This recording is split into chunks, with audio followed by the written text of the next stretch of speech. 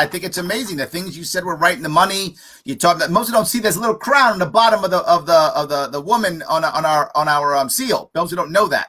Yeah, there we go. Little crown, left hand side. Yeah, absolutely. Yeah, and so most people don't even know that exists. So yeah, but you're right. That's part of what New York is, right?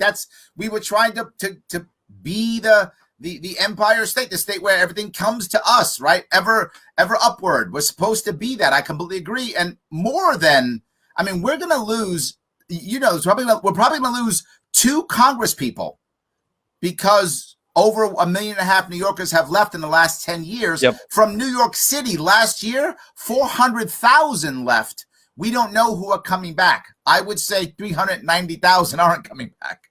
But I'm sorry, I didn't mean to cut you off. I'm reinforcing your points completely. Please go ahead.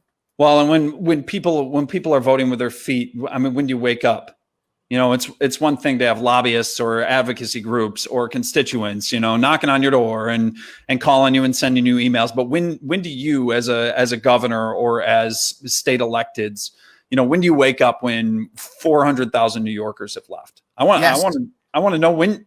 Because they haven't changed course yet. It's the same talking points in all. Absolutely. Nothing. It's as if they've learned nothing. Yep. Absolutely. So tell me about Kick the Crown. Let me show you. Right? This is what Kick the Crown looks like. This is the page, Kick the Crown. I put it here at the bottom, Kick the Crown.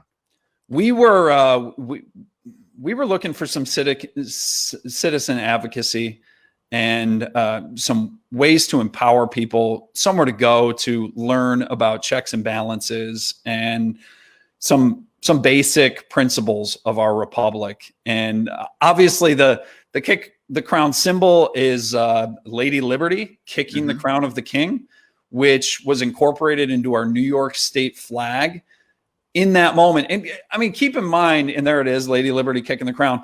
So in that moment, there were a lot of people in New York that remained loyal to the king throughout the Revolutionary War, right? We called them Tories at the time. I think there's Tories in New York State still. I mean, I think there's people who absolutely love a strong executive, who couldn't care less about the legislature or the judiciary, and who wish Andrew Cuomo made all of the decisions for their life every single day. And I know some of them. Right? Yes. I mean, and look, I mean, there's a New York tradition for those people. There were people who were loyal to King George right up through the war, right? Yep.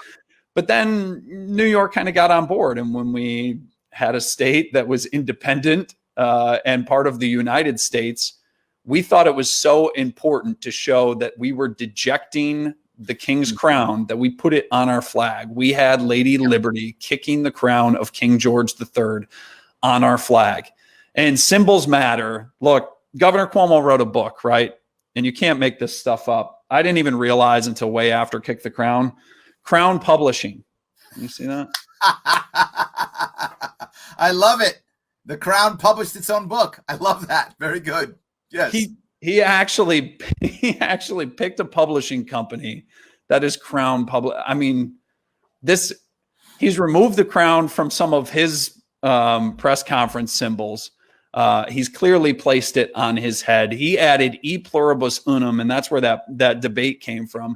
He added e pluribus unum, but he didn't mean out of many one, together, unity, all of that stuff. He took the federal motto and he bastardized it. He said, out of 19 million New Yorkers, one Andrew Cuomo that makes all of the decisions. And I get it. There's some people that like that form of government. Most of them stayed in Europe. A few of them came here and said, no, we kick the crown of the king. We have a representative democracy here where there's checks and balances. And that's what we're trying to do with Kick the Crown. So we're selling some merch. There's a petition online.